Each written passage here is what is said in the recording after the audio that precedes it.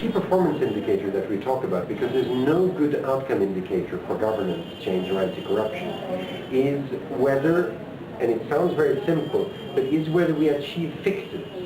Do actually people get the resolution of a problem that satisfies them? That's one fix. And if you try it 10 times and you succeed 4 times, then you have a 40% fix rate. And as we suggest is important, because then you are understanding whether a system is working, whether it's starting to get traction. So the approach itself we call community integrity building. So the fixed rate can be applied to different approaches, right? Maybe you have a different approach, you call it X-Men, right? And you get a different fixed rate. But our approach is called community integrity building. And the 3 elements there are having a collaborative approach, citizens and government working together, a very strong evidence base, as objective as at all possible, and then being totally focused on the solution.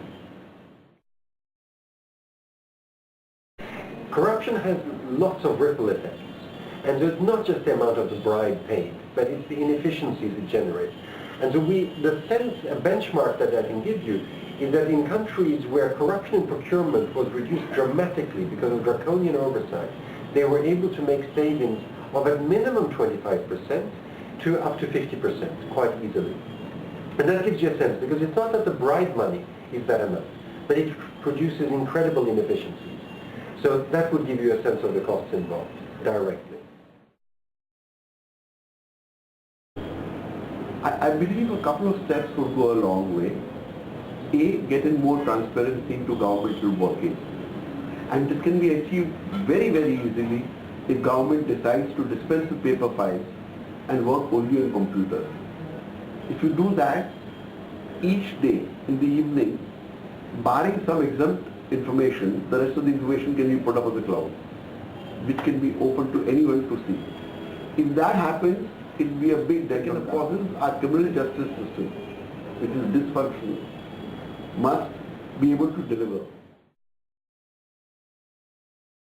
All problems in a smaller country will be much less complex. I mean, that is obvious. If you talk of the kind of populations that Fredrik talked of, he's talking of populations of 1 million and 2 million and 3 million.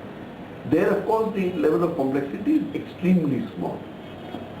That I would concede and say that yes, if you have such teeny-weeny countries, it will be easier.